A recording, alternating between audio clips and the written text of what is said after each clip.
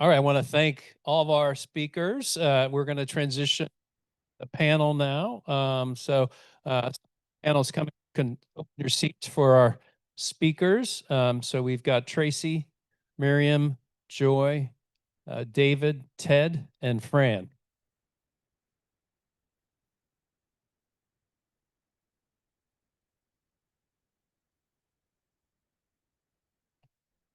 And just a quick thank you again to Supervisor Horvath and UCLA for all your leadership. We appreciate you so much.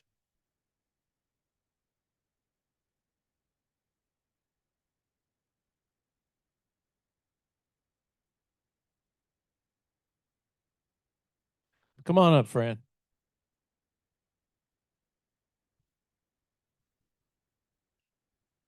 It's always been her quiet leadership that led to great things happening. We need one more chair. All right, good. I'm just going to stand. Okay. Oh, I've got a seat over there. I'll just stand. Just want to jump into this. Just quick introductions. David Willson, member of the Altadena community. I'll let you tell your story, but city manager, West Hollywood. Maryam Zar has been leading a Palisades recovery group. Joy Chen has been leading an effort in Altadena particularly for insurance policyholders of State Farm. Tracy Quinn, president of Heal the Bay, colleague on the Metropolitan Water District Board, as is Mark Gold. And Fran Pavely, of course, needs no introduction, but former state senator. And Ted Bardacke, head of the Clean Power Alliance and fellow commissioner, and Fran, of course, is vice chair. So just to quickly jump into this, I'm going to turn to Tracy first, just because you're going to talk about a couple of the topics that aren't touching so much on directly in the authority. The authority would be helpful with. So I'm going to turn to you. I mean, you were co-chair of the Water Working Group. You also are a fire survivor, and talk to us a little bit about what came forth for your working group and your personal experience through the commission's work.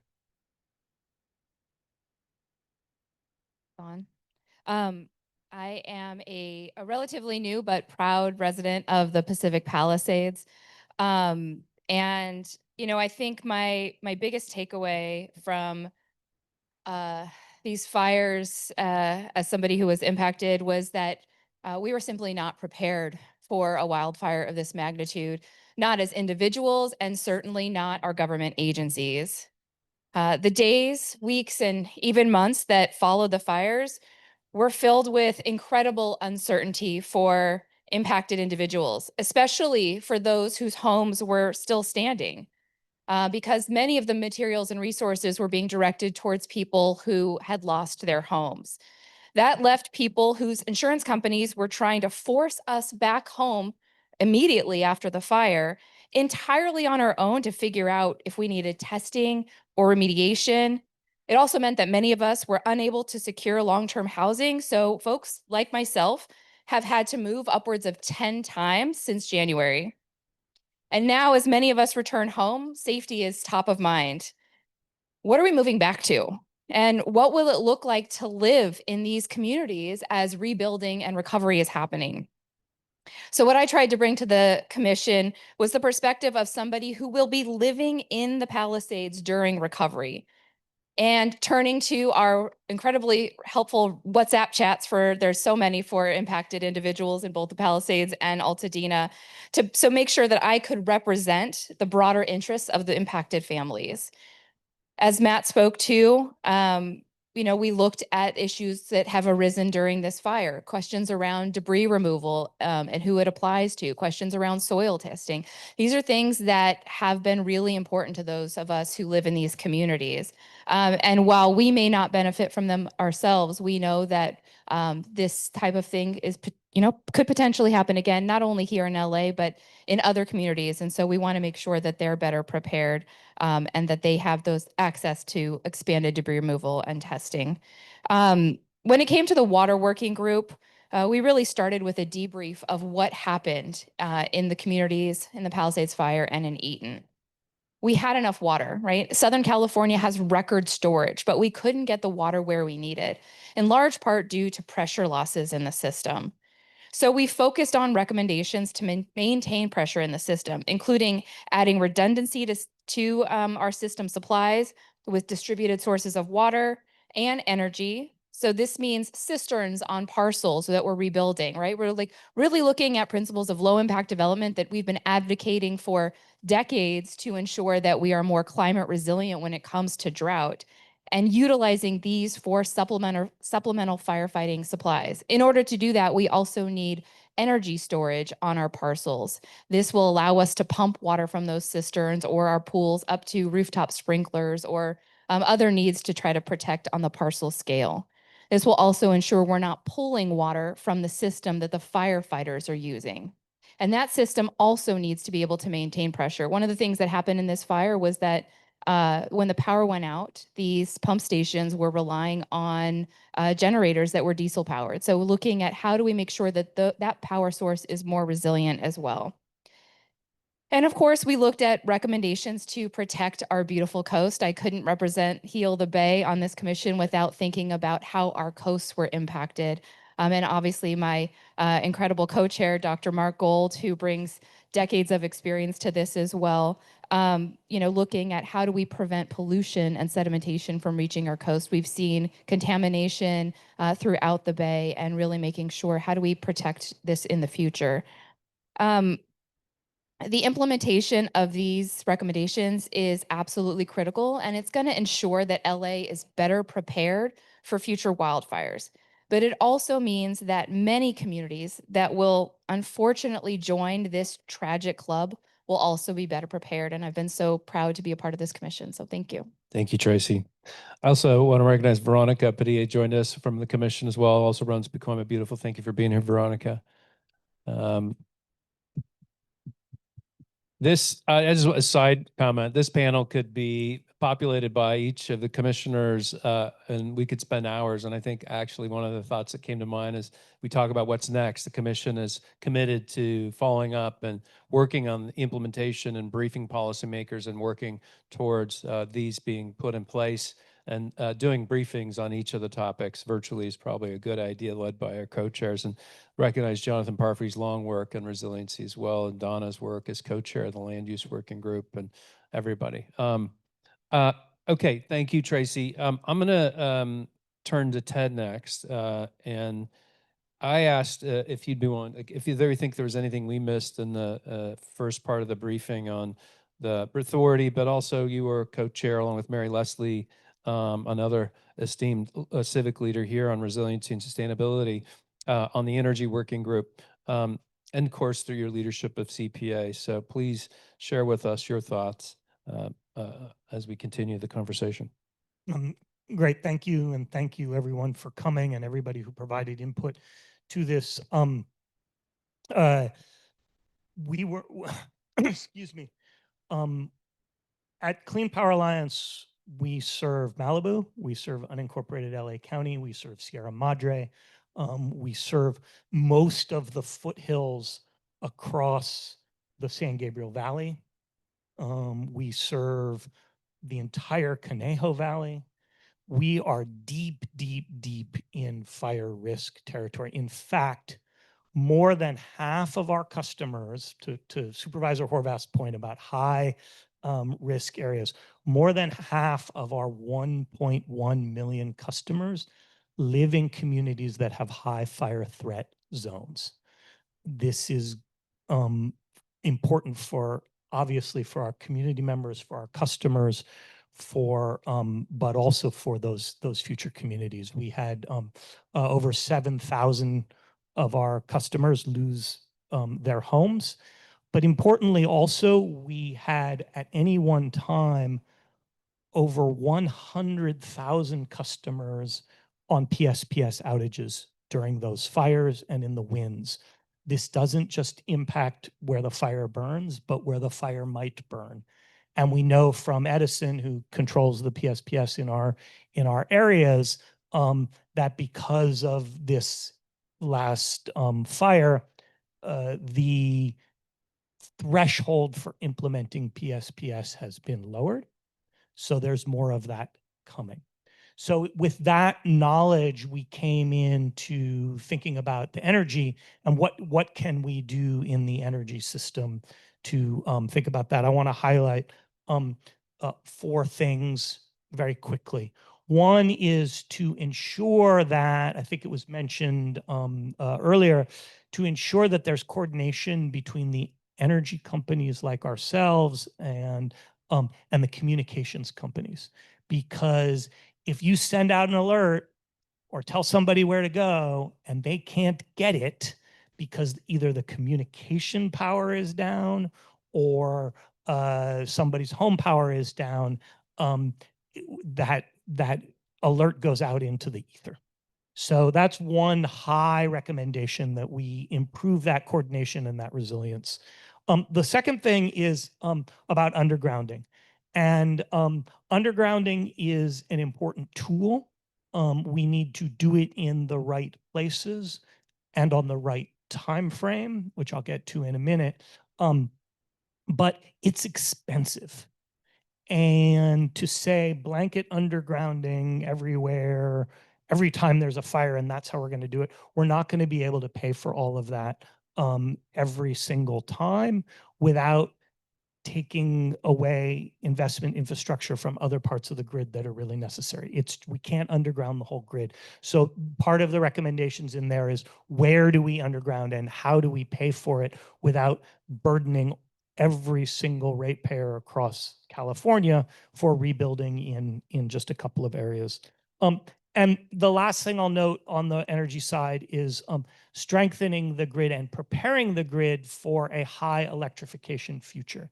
For anybody who's tried to connect or permit a all-electric home or an all-electric rebuild, or connect a electric vehicle charger or a bank of electrical vehicle chargers, you know that it takes a long, long time to get connected. And part of that is our grid is not ready for high electrification. And this is a moment when we should really be focusing on making that grid of the future ready for all of the electricity that we will sell you with 100% green energy. Just a little plug.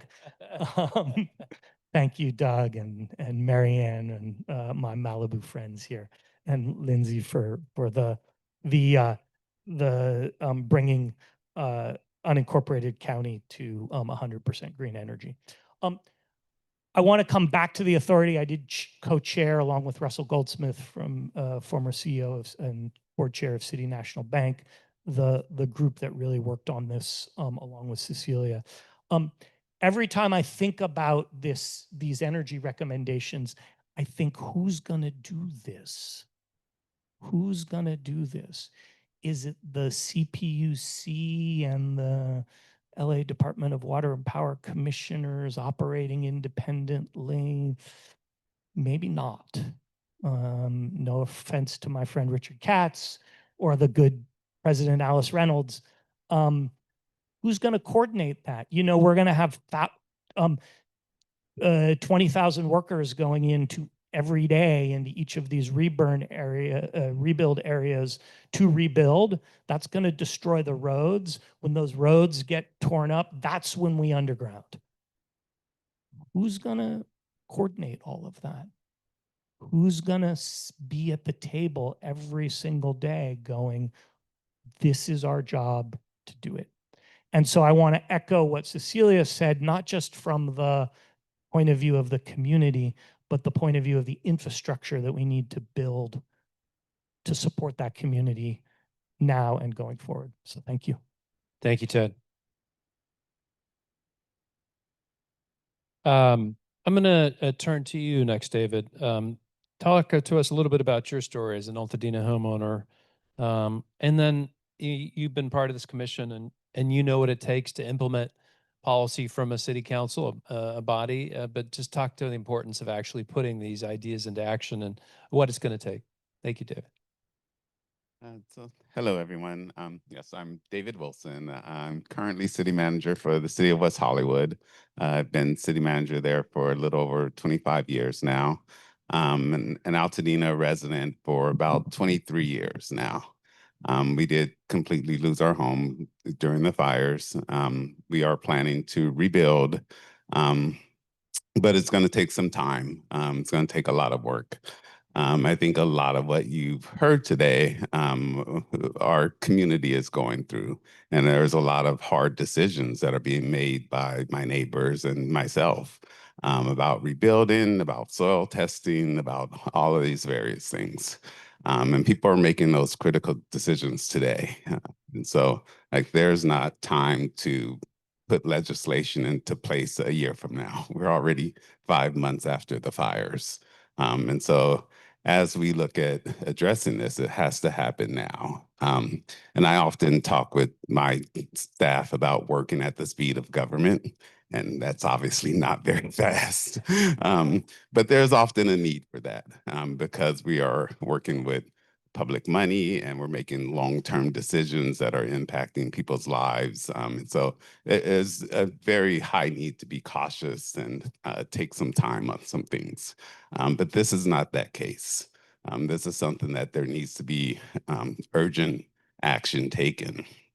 And I think we've learned through the COVID pandemic that government can do that. We saw it at all levels. We saw it at the state level, at the national level, and certainly with the regional level and at our local cities.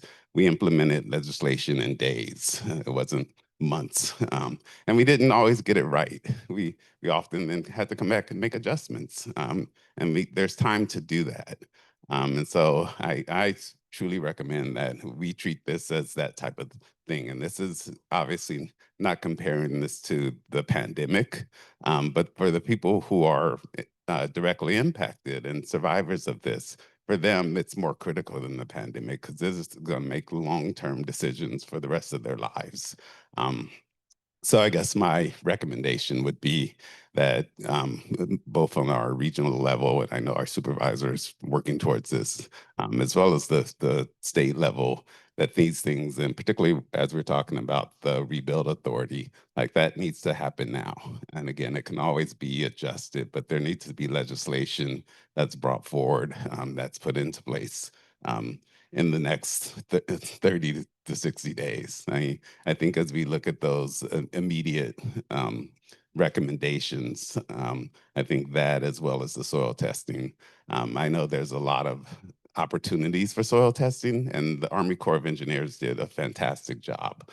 They went well beyond the minimum depth in removing soil, but it wasn't tested at all. And so now everyone has the opportunity to get their own testing, and there's so many different ranges of testing for different environmental things that people are getting.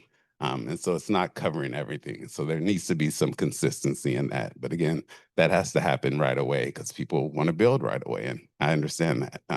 And so I think certainly some of those 3 to 6 months recommendations need to be implemented right away. And we can do that. We know how to do that. We certainly know how to do it on the local level, and we know how to do it on the state and regional level.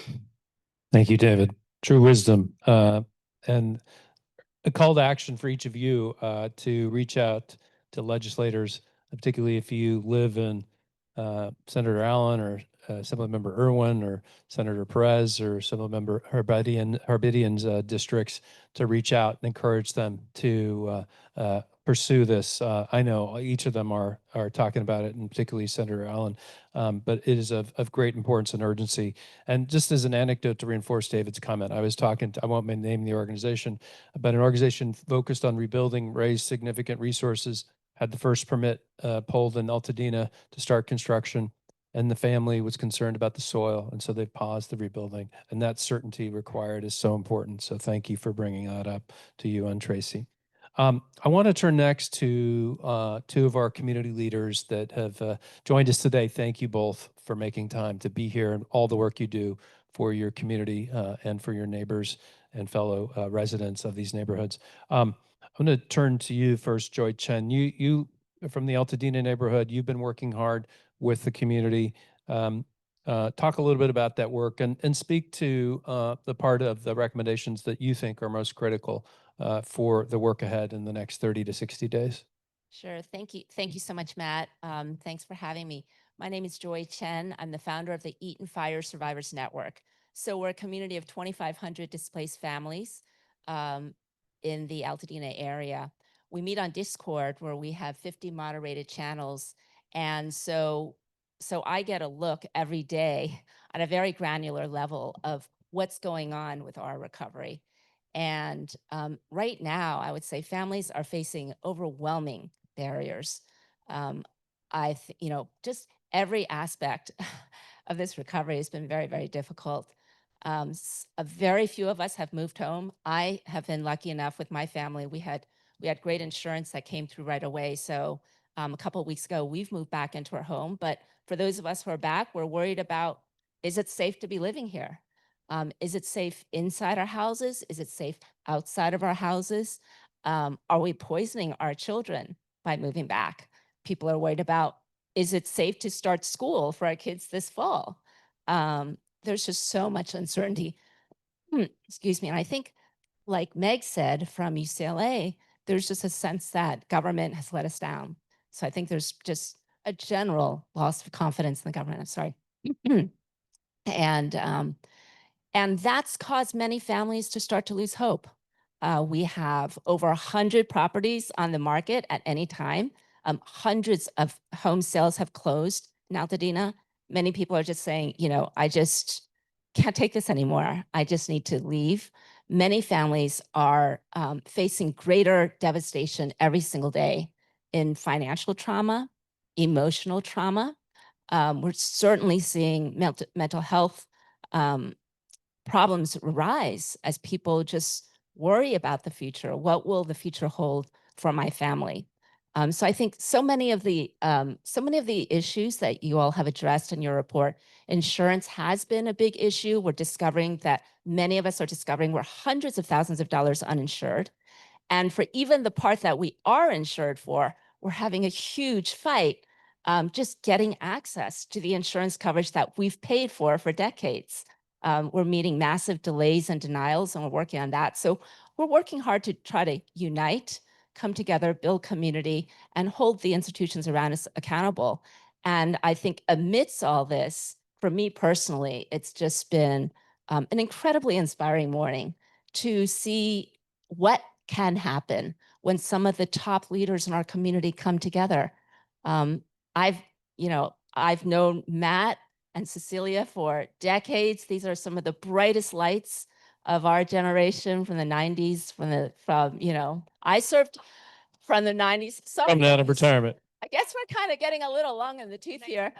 1900s. I happen to also be a deputy mayor of Los Angeles. I've seen these people in action for such a long time, and it is so heartening and inspiring to me to see, people outside of Altadena step up in such leadership roles, all of you, and say, we're going to come together and we're going to make things better, and we're going to create a model for recovery for the United States. I am particularly excited about this Resilient Rebuilding Authority.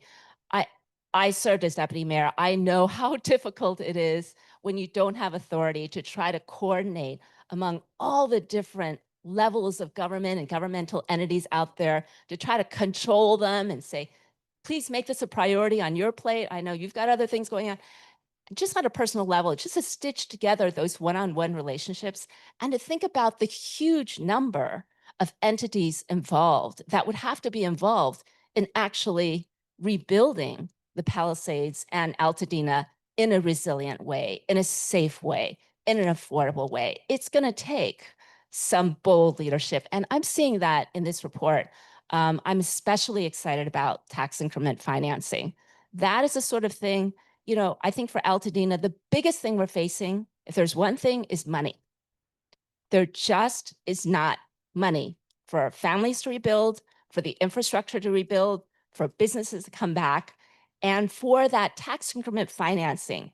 It's such an elegant mechanism that can be used, as Cecilia proved to us when she was CEO of the CRA in LA, to improve, these areas in Los Angeles that needed redevelopment.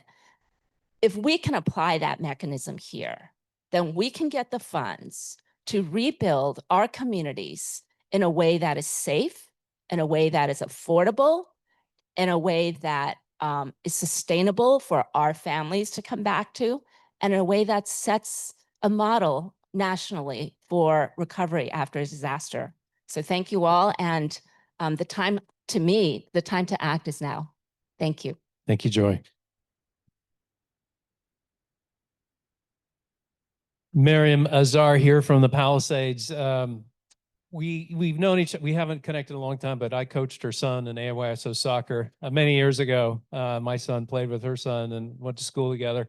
But you also gave me a tour that I'll never forget through the Palisades and to see the devastation and the insights you provided. So love to hear from you and your thoughts this morning. Thank you. Well, thank you for having me. Thank you for talking about Pacific Palisades. I see a lot of familiar faces out there. Lots of conversations have gone on in the last 6 months, and I thank you all. Cecilia, thank you for having the trust in Pacific Palisades to come and actually meet with Senator Allen on a Zoom where we were asking for even a carve out of your authority. We wanted a specific Palisades authority. But before I go there, I want to give a shout out to community. Because the Palisades Recovery Coalition is something that formed after the fire, and it basically was formed by community. I call it a brain trust. So soon after the fire, we came together. Initially, there were maybe 30 or 35 of us. We started talking about what the recovery looks like. And that grew. It has grown to more than 200 people now. And the ideas that we've come up with really were brought to us by the thoughtfulness of a community that was thinking about rebuilding, yes, quickly, but also resiliently. And one of the first questions we asked was, and this was touched on today, do we have time? Do we have time to build in a resilient way and also build back and bring people back into their homes? That conversation has evolved from the first day until now. In the very first days, I feel like government's reaction in the very first days was to say, let's build back quickly and build back the same thing. I think streamlining was along those lines. It was, how can we build back what was there before and do it quickly? Those conversations, the devil is in the details, are evolving now that the days go by. People's challenges are changing. The way that people assumed rebuilding would happen is definitely shifting. So our coalition has emerged with what is, as far as I know right now, the only real plan for the recovery. We sent it to Councilmember Park, who's embraced it in large part. She was one of the first people who said, yes, you're going, you're talking about all the right things. And the reason I'm giving shout out to community is because almost everything that was discussed here today is something that we've either talked about or we've incorporated into the plan. So one of the things that we talk about is there are a lot of homes to rebuild, 5,000 homes, and there's something of a bell curve that we all assume will happen. So the people who break ground early are going to have an easier time, right? There aren't so many trucks on the road. There isn't that much construction going on. You'll be able to get your things in. You'll be able to build, presumably, and move in. Of course, alongside that is exactly what you talked about. It's not just a home, it's a community. So we have to bring back a community. How do you bring back the commercial nodes of a community that doesn't exist? There are parts of the Palisades that have been burned up to 90%. We don't want that to happen again, but we also realize those areas won't be repopulated soon. So then we talk about workforce. How do you get a lot of workforce in at that bell curve, right? When the building picks up. How do we get that workforce in? So we've talked about staging materials in Pacific Palisades. For those of you who are familiar with Pacific Palisades, it's not generally a community where people talk about lumber yards or concrete plants. But we're doing that. So we're actually talking about a concrete plant. Of course, that's controversial. Nobody's going to want a concrete plant anywhere near them. But we also realize that we have to partner with Malibu. Shout out to Marianne Riggins. Malibu also burned in the Palisades fire. So the materials that come in to feed the Palisades can potentially also feed Malibu. So we're talking about, is there common ground, maybe Malibu feed bin, where we can have a lumber yard? Then we talk about, well, resilience. Do we really want to build back with lumber? So then we talk about being able to stage materials so that when people begin to build, those prices don't go up. The people are already underinsured. There's a gap between their insurance money and what they need to build. Yes, there are aggregated builders that are coming to the community, but that's not necessarily welcome, because what we want to do is bring back that tapestry of different signatures on homes. Not everybody wants to hire an aggregator. Not everybody is excited about the fact that there might be a building company that'll come in and buy 20 lots and build it generally the same way with maybe only 5 or 6 architectural plans. So those are the conversations that come in. And then most recently, so much to talk. So most recently, we've been talking about resilience. We're partnering with Rob Lempert, who's here, who's bringing the knowledge that Rand has into our community. We're going to have our first charrette to talk about whether or not there's bandwidth to slow down and build with resilience. So just last week, Senator Allen brought 3 fire tech companies from Israel to speak to us. 2 of them resonated. They had to do with using technology to create resilience that's not specific to homes, but shared among the community. And we've learned that there's prop money, there's state money that can help us do this, implement these things. So we're bringing one of them to this charrette so that we can talk about whether or not people can have the bandwidth to, yes, build their own homes, but think in group senses, right? Think as far as a group, and to have compounded resilience. So all of these things have come together in this plan. We call it the building blocks of a recovery plan. The components are how to get workforces in. One of the things we talk about is maybe there's going to be a point in time during this recovery when workforce has to stay in Pacific Palisades. There are lots of lots that are now empty and they've been cleared. On those cleared lots, we might be able to house workers. So contractors or construction companies might lease those lots from the people who own them, keep their workers there from Monday through Friday so building can get done more quickly, especially in those areas where the burn was high. Maybe deliveries can come sooner or later into the night. The last thing I'm going to say is, so we do believe that an authority is essential. We actually have a city council member that's introduced the Climate Resiliency District at city council. That is based on tax increment financing, which is predicated on the fact that Pacific Palisades right now has a very low tax base because our homes have been destroyed. And so they've been reassessed to 0 or practically 0. If we can catch that 0 tax base, then over the course of the next 25, 35, 45 years, however long the district lasts, we'll be able to use that incremental increase in tax for our own rebuilding. Obviously, there would have to be a bond issued, but I think the presumption is that the Palisades will recover and that money will come back.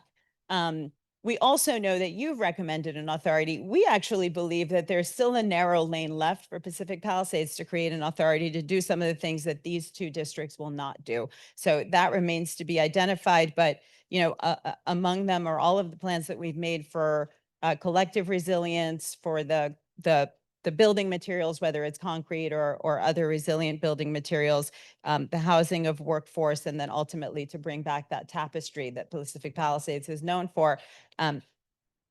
People think Pacific Palisades is a monolith. Everybody's the same. Everybody's going to rebuild. They don't even have to think about it. Of course, there's money in the bank. That is not at all true. There are young families that are devastated. There are older people who've lost their nest egg, and there's everyone in between. And nobody thinks that this is going to be easy. So we need all the help that we can get. Thank you. Thank you, Maryam. And I remember meeting with the council park staff, and they let me know there were 600 rent-controlled units of rental housing in the Palisades before the fire. That is significant. Wow, all but 100. I'm going to turn to the audience for questions here in just a minute, but to bring us home for the panel, I want to turn to you, Fran. This moment requires profiles and courage, which you demonstrated with your leadership in getting climate legislation passed in the Assembly and the Senate.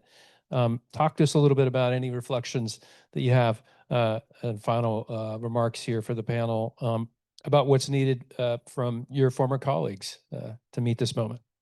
Oh, put note.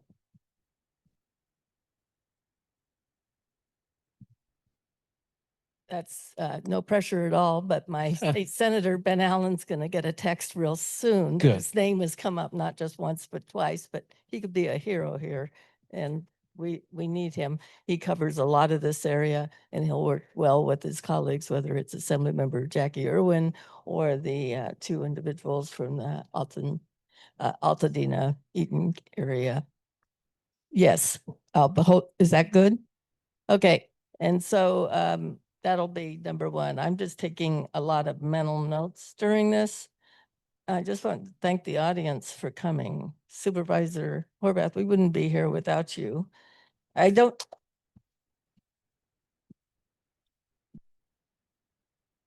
this is a volunteer group. I always say to people, oh, you have a new job. No, This is a volunteer, and it's really important. What you're doing is important, and I'm so sorry for your losses, but we're also so focused on how do we not let this happen again? What are the lessons learned? What do we do about those? What is something like 50% of the homes were built before 1980, so we're not up to standards on energy efficiency and codes. What can we do about, I'm looking, Tracy, water connections? How do we work together with different water agencies? How do we require a cistern? We have so much to do now and in the future. And so let me know how I can be of assistance. Matt's leadership has been amazing. I don't know, Matt, do you sleep? Yeah. And whoever invented the internet, I don't know what they were thinking, but it's, yeah, and Zoom, 24/7, weekends, right, Megan? It's around the clock. And it's been a tremendous effort. This is one of the strengths of our little area of LA County. 10 million people. It's easy. And I want to thank Ted. The Clean Power Authority is critical. One of the things that I'm concerned about, I live in Agora Hills, native Angelino, moved along the 101 freeway, and for the past 50 years, been in Agora Hills. We're in a severe risk fire zone now. Most of my neighbors can't get insurance anymore. That's on the to-do list. What do we do about that? How do we transfer to our cleaner authority so we're not adding to the climate crisis? How can we do that? How do we do a better job in early warning? If you live in Malibu, looking at Doug and things, you live parts of Agora Hills where I live, or Calabasas. Yes, the power gets all shut off. Inconvenient, more than inconvenient, because also what's getting shut off now are your telecommunications. There is no internet. People said, oh, just Google. Oh, call 911. No, it's not about just having your, you've lost all that. So we need some private sector help in here. We've great philanthropy for so many wonderful organizations. But how does, for example, Edison help us create microgrids like Ted is recommending in local areas so we actually have communication? So when you get that call at 3 a.m. to evacuate, you could actually get that call. So there are a lot of things to work on, and this is the beginning, not the end. And most of us are here today to see and make sure that a lot of these fantastic ideas, including the authority, which seems to be everyone's number one, because we have to pay a lot for what we would like to do on tax increment finding and putting in infrastructure needs. How can we make sure that these things we're working on actually happen? So we'll be here to help follow up. So let me know what I can do to push people. My number one objective is I'll chat with a few friends in Sacramento. Matt, we did have a telephone call this week with members of the governor's office, letting them know how important this is, an authority concept that can be tweaked. All right. Thank you. Thank you, Fran. Thank you for your leadership. Can turn to questions. Mary, you weren't here when I gave you a shout out. Thank you, Mary, for your leadership and convening us in your living room. Any of this, really. Thank you as always. Any questions from the audience? Yes. Introduce yourself. Lisa Clary Reed. Wow. Well, there you go. The most interesting microphone I've ever seen. Yeah. Lisa Clary Rielli, and I'm here representing Fire Aid. Thank you for this. I believe this will give a lot of people hope, this report. But it sounds like the authority is really critical to implementing everything we heard in your 57 recommendations. So rather than just this call legislators, is there really an organized, how are you going to get this authority implemented? Because I know they're going out of session right at the end of the summer, and they work at a glacial pace normally. So how do we really make sure the authority gets done in a timely fashion? Well, I'll take a pass and anybody can jump in. So the policy committees, they have to move the bills by next week. So I know Senator Allen is looking at what he can do by that deadline through a strip and amend process, as it's called. The other option is a budget trailer bill action. It does not live in statute that way, but it is a way to put the policy in force and give the authorities and powers. So we're all working on it. Several of us have met with Senator Allen's staff, and the supervisor is pushing from her role. We're looking to empower all of you and panel all of you to encourage reaching out to the legislature, the governor. His staff met with us and senior cabinet officials a couple days ago. We've briefed the mayor's office as well, and we're going to follow up with Tracy Park's office again and reach out to Sasha Perez and Herbidian's office, as well as Ms. Irwin's office. And I think she has a staffer here as well. So thank you for coming. Anybody else? This may not be the most apt analogy, but in the energy world, we faced a reliability crisis a couple of years ago, and in 3 days, the legislature passed legislation to keep Diablo Canyon open, which was an incredibly divisive nuclear power plant in the history of the state of California, but they saw the need and they did it in 3 days. And so when there's the will, I believe there's the way, and on this, the right kind of timeline. Yeah, I mean, and the governor's going to be critical to that kind of urgency as well. Any other questions? Yes, sir. Hi. Hi. Thank you for the box. Hi. Larry Vane with Pally Strong. We're one of the key community-led organizations and communicate to anywhere 10 to 20,000 of the community when we get the message out. So the question I think will be is that this wonderful plan is now in place. Going forward, how do you recommend we best engage our community to explain the elements which have been constructed at an academic level of this approach to put it more into a grassroots understanding? Well, it's a great question. And again, I'll turn to my panelists if they want to add anything. I think we're, as a commission and our partners at UCLA have been so focused on this day and getting these final recommendations out. In parallel, as I mentioned, we've begun to brief key elected officials, offices, and staff. But we do want to give you those tools. So I think we're going to put together an action plan kit or whatever we want, action kit that you can all use as a cheat sheet to really put it in simpler language of why these are needed and give you the talking points really, so you are empowered to make the same arguments. Cecilia. Oh, sorry. Maryam.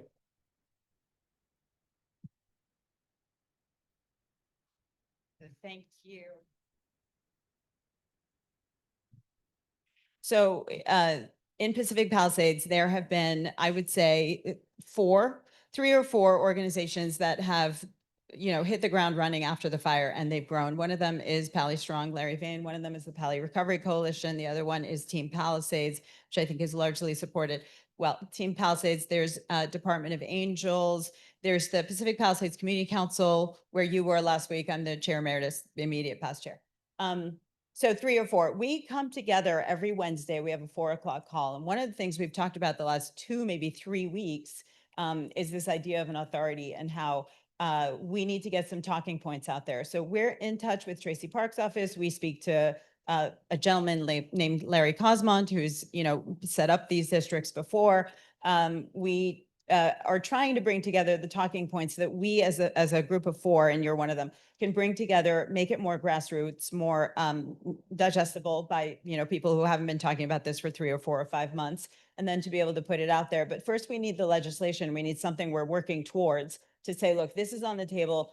These are the components. These are the elements. This is how it's going to help us recover or rebuild, get behind this. And these are the talking points. So we're getting there, and we're watching you for those talking points. Great. Thank you. Any other questions? Yes, sir. You got a mic coming over from Tony from Lacey. My name is Thomas Reed. I'm a partner with Traction. We're an advisory firm. We work primarily with European companies solving a lot of problems, but we focus on sustainability. Other than working with Jonathan and Climate Resolve, what is the best way for us to bring companies, technologies, solutions that can perhaps contribute to solving some of these problems long term? Great question, and I'm going to see if Joy or Maryam have any answers to add to this. Lacey is running a startup competition called the Resilient Rebuilding Cup. So over 20 companies that submitted applications, and shout out to all, including Tony. We're going to have on July 23rd a pitch competition. You're all invited, and we're going to provide some funding for them. But anyways, that people can bring. You brought up example of Ben Allen bringing folks to you. Any Joy or?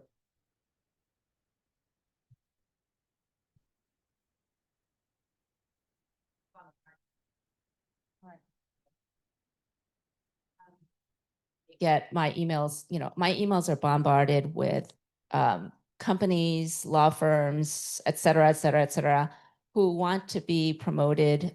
We have a very strict no promotions policy within our community. It's just sort of what we set from the beginning, just because, especially from the law firms, there was just so much marketing. And I personally am a target of a lot of it. I don't have an answer. I mean, it's not, just having a no promotions policy isn't really the best way, because we definitely need companies to be doing this rebuilding and helping us. And so it would be great if the new rebuilding authority, when it comes, sort of organizes it all together, so that, we have economies of scale in design and construction, logistics, management, and all that it is coordinated. But for them to be sort of individually contacting us or contacting me is not really the best way, because I don't have a capacity to vet and organize them. And so if the authority could take that role, I think that would be a huge help. Makes a lot of sense. Yeah. Ted? In the meantime, so Clean Power Alliance, we have a lot of customers in the burn areas and at risk. We launched, or we've started 3, like what we call round 1 of our wildfire response, which includes higher rebates for home batteries if you're in a fire risk area. It includes training contractors to use the best means and materials, and includes sort of a what we call energy team, but a free full service concierge. But the second round will really be informed by a solicitation we have out on the street right now. It was released on May 23rd.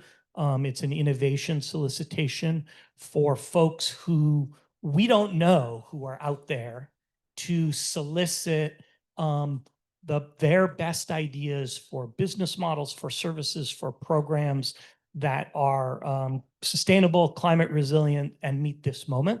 So you can go to our website, Clean Power Alliance, go to solicitations. It's there. Get your folks to put forward their best ideas. We're going to do a first screen of those in early August. So you've got a little bit of time, but we're out there. We want to hear from you. Thank you. And it's a great way, because there is just so many, when I was in the mayor's office, remember we would get pitched all the time, and how do you vet? And so Lacey was obviously one place before I joined it, but this is the exact kind of process that gives the capacity, that has the capacity to review these technologies. I'm going to wrap this up now, so we have some time to mingle and have some conversations. Given we talked about the legislature and our policymakers, if you're with a state or a local elected office, hold up your hand so that people can come talk to you. I know we have a few people here. Also, so Luis from the mayor's office is here. Thank you for coming. I know you were key behind Mayor Bass's executive order to fast track the all electric homes in the Palisades. So please spend some time together. Thank you again to our commissioners. Thank you again to Gensler. Thank you to the supervisor, and thank you to UCLA and all of our community members here. Thank you for joining us.